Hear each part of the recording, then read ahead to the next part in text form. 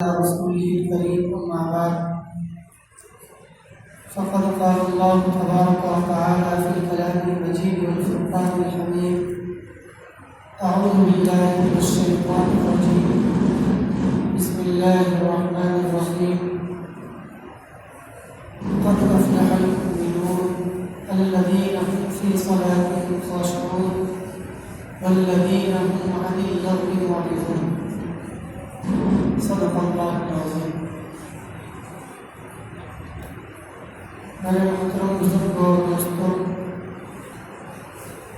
اللہ تبارک و تعالیٰ کا احسان ہے کہ اللہ تبارک و تعالیٰ نے جمعے کی مناسبت سے ہمیں یہاں مسجد میں جمع کیا اور کچھ دیر دین کی بات کہنے اور سننے کی توفیق عطا فرمائی۔ اللہ تبارک و تعالیٰ کا سب سے بڑا احسان، اس کا فضل ہم پر یہ ہے کہ اس نے ہمیں مسلمان بنایا، ایمان والا بنایا، مومن بنایا۔ کیونکہ ایمان ایک ایسی دولت ہے جس کے بغیر انسان کامیاب نہیں ہو سکتا۔ دنیا میں وہ چاہے دنیا کے اعتبار سے کتنا بھی کامیاب ہو جائے اور کتنی بھی ترقیات کر لے، لیکن وہ اصل کامیابی نہیں ہے۔ اصل کامیاب وہی انسان ہے جس کے پاس ایمان کی دولت ہے۔ اللہ تبارک و تعالیٰ نے ہمیں ایمان والے والدین دیے، مومن بنایا، اس کا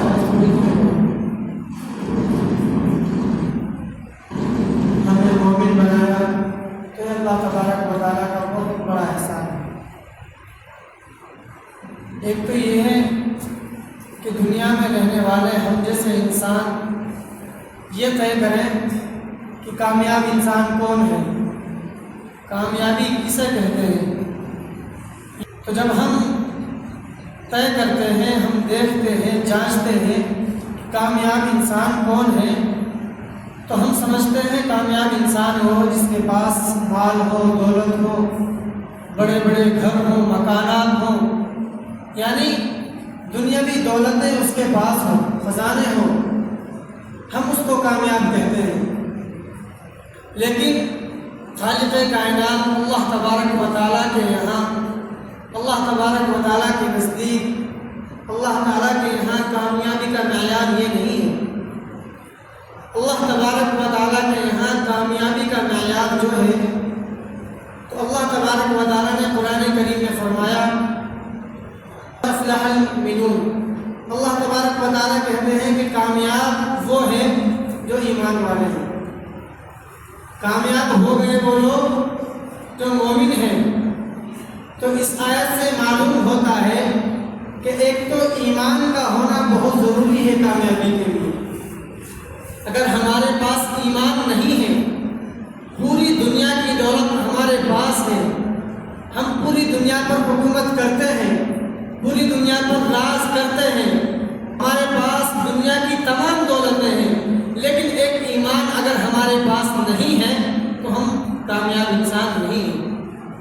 دنیا میں رہنے والا ایک انسان وہ ہے جو سڑک پر رہ کر اپنی زندگی گزارتا ہے، جس کے پاس رہنے کے لیے مکان نہیں ہے، کھانے کے لیے کھانا نہیں ہے، اس کو ایک ٹائم مل گیا تو دوسرے ٹائم نہیں ملتا، لیکن اس کے پاس ایمان کی دولت ہے، وہ اللہ کے احکامات پر عمل کرتا ہے۔ ایک وہ انسان اور دوسرا وہ جو پوری دنیا پر حکومت کرتا ہے اور پوری دنیا کو اپنے اشارے پر نچاتا ہے، یعنی دنیا کے اعتبار سے، لیکن اس کے پاس ایمان کی دولت نہیں ہے، تو اللہ کی قسم وہ انسان جو سڑک پر رہتا ہے وہ اس سے زیادہ کامیاب ہے اللہ کی نظر میں۔ اگر ہم ایمان والے ہیں، اگر ہم مومن ہیں، تو ہمیں یقین کرنا پڑے گا۔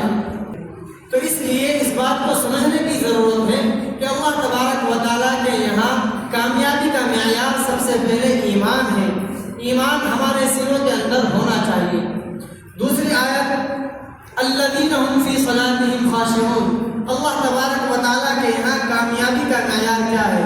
اللہ تبارک و تعالیٰ نے فرمایا کہ کامیاب ایک وہ انسان ہے جو مومن ہے، اور دوسرا جو معیار بتایا، دوسری صفت بتائی انسان کے کامیاب ہونے کی، وہ اللہ تبارک و تعالیٰ نے فرمایا کہ جس کی نماز خشوع اور خضوع کے ساتھ ہو، الذین هم فی صلاتهم خاشعون، جس کی نماز میں خشوع اور خضوع ہو، وہ انسان کامیاب ہے۔ اب ہم اپنے گربان میں جھانکیں، اپنے آپ پر غور کریں۔ اللہ تبارک و تعالیٰ کے یہاں ایمان کے بعد اگر کوئی دولت ہے، کوئی حکم ہے، سب سے بڑا حکم تو نماز ہے، کیونکہ اللہ تبارک و تعالیٰ نے، اب آپ غور کریں، قرآن پہلے ہی صفحے پر پہلی آیت میں الذین یؤمنون بالغیب کے بعد ویقیمون الصلاۃ، ویقیمون الصلاۃ، یعنی اور وہ جو نماز قائم کرتے ہیں، پڑھنے کا لفظ نہیں کہا اللہ تبارک و تعالیٰ نے کہ جو نماز پڑھتے ہیں۔ نماز پڑھنے اور قائم کرنے میں فرق ہوتا ہے۔ نماز پڑھنا وہ بھی ہوتا ہے جو آدمی اکیلے پڑھتا ہے یا گھر میں پڑھتا ہے، یا فرض نماز یعنی کہیں بھی پڑھ لی، اکیلے پڑھ لی۔ نماز قائم کرنے کا مطلب ہوتا ہے جو نماز کی حفاظت کرتا ہے، 5 وقتہ نماز پڑھتا ہے اور مسجد میں جماعت کے ساتھ نماز کو قائم کرتا ہے، وہ کامیاب ہے اللہ تبارک و تعالیٰ کے یہاں۔ اور اس کے بعد آتا ہے نماز میں خشوع، یعنی خشوع کہتے ہیں اطمینان کے ساتھ، عاجزی و انکساری کے ساتھ نماز پڑھنے کو خشوع کہتے ہیں۔ اب ہم غور کریں، ایک تو ہم ہفتے میں ایک دن آتے ہیں جمعے کی نماز پڑھنے کے لیے، اور وہ بھی 2 رکعت نماز پڑھ کر اس طرح چلے جاتے ہیں جیسا کہ ہم پتہ نہیں جیل سے چھپ کر کے جا رہے ہیں، یعنی اس سے یہ محسوس ہوتا ہے کہ ہم زبردستی مسجد میں لائے گئے ہیں۔ وہ زبردستی کس نے کی؟ وہ زبردستی ہمارے ساتھ معاشرے نے کی، یعنی ہمارے ساتھ رہنے والے مسلمانوں نے زبردستی کی۔ زبان سے تو کوئی نہیں کہتا، لیکن محسوس ہوتا ہے کہ اگر ہم جمعے کی نماز پڑھنے نہ گئے تو ہمارے ساتھ رہنے والے جو نمازی حضرات ہیں یا غیر نمازی بھی جو کم از کم جمعے کی نماز پڑھ لیتے ہیں، وہ بھی ان کو بھی بولنے کا موقع مل جائے گا کہ آپ کیسے مسلمان ہیں کہ آپ جمعے کی بھی نماز نہیں پڑھتے۔ تو اس سے تو یہی محسوس ہوتا ہے، کیونکہ جمعے کی نماز میں بھی صرف 2 رکعت نہیں ہے، جمعے کی نماز میں 14 رکعتیں ہیں جو پڑھی جاتی ہیں، 2 تو صرف فرض ہیں۔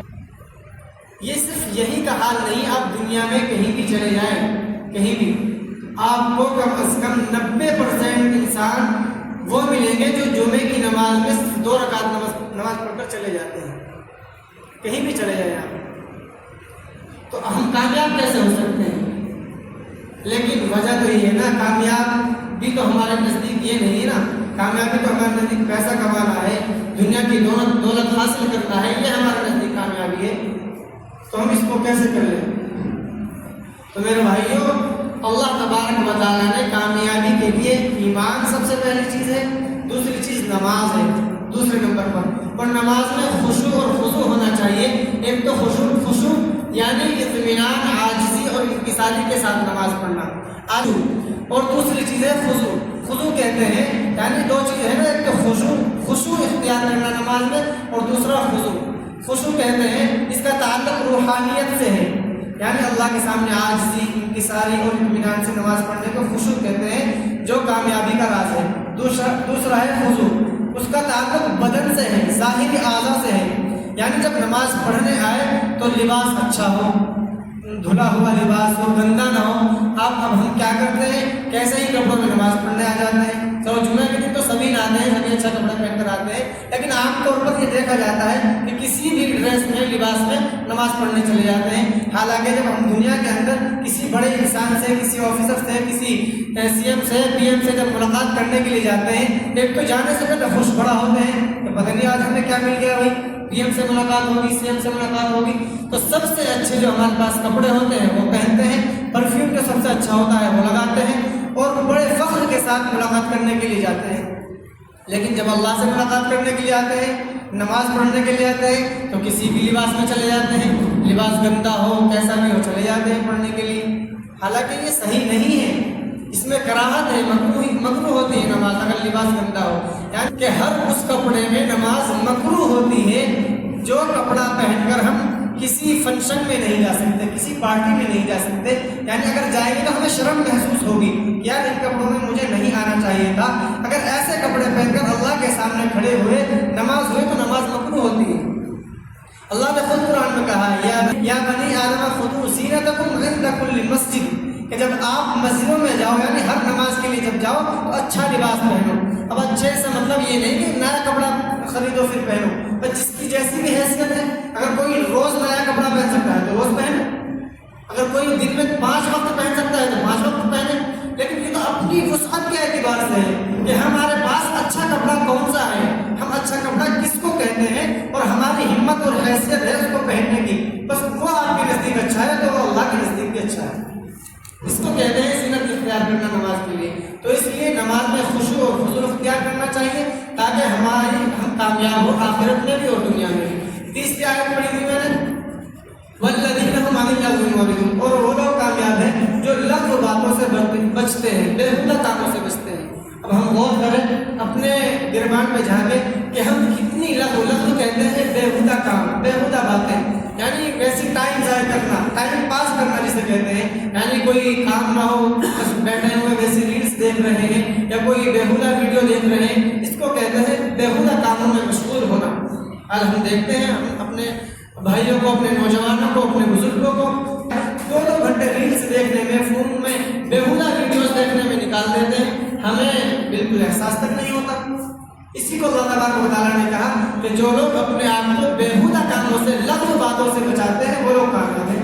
والذین هم عن اللغو معرضون، اور ہم اپنا آدھا نہیں بلکہ 24 گھنٹے بہت سی مرتبہ پوری رات ہو جاتی ہے نوجوانوں کو ریلس دیکھنے میں، بیہودہ ویڈیوز دیکھنے میں۔ بتاؤ ہم اس میں کیا کامیابی اختیار کریں گے؟ نہ تو دنیا کی کوئی کامیابی ہے، نہ اخروی کی کامیابی ہے۔ تو اس لیے ان چیزوں سے بچنا چاہیے اور اپنی نمازوں میں خشوع اور خضوع اختیار کرنا چاہیے، اور خشوع اور خضوع اختیار کرنے سے پہلے نماز قائم کرنی چاہیے۔ اور اللہ تبارک و تعالیٰ نے ہمیں ایمان کی دولت سے نوازا ہے، ہمیں اس پر اللہ تبارک و تعالیٰ کا شکر ادا کرنا چاہیے کہ اللہ تبارک و تعالیٰ نے ہمیں مسلمان بنایا ہے، ایمان والا بنایا ہے۔ اللہ تبارک و تعالیٰ سے دعا کریں کہ ہمارا خاتمہ بھی ایمان پر ہو، اور آمین۔ اور اللہ تبارک و تعالیٰ سے دعا کریں کہ ہمیں پنجگانہ نماز پڑھنے کی توفیق عطا فرمائے۔ جو کچھ کہا اور سنا گیا اس میں جو غلطی کوتاہی ہو گئی اللہ اس کو معاف فرمائے، اور سننے سے زیادہ عمل کی توفیق عطا فرمائے، آمین۔ باقی دعوانا الحمدللہ رب العالمین۔ جن حضرات نے سنت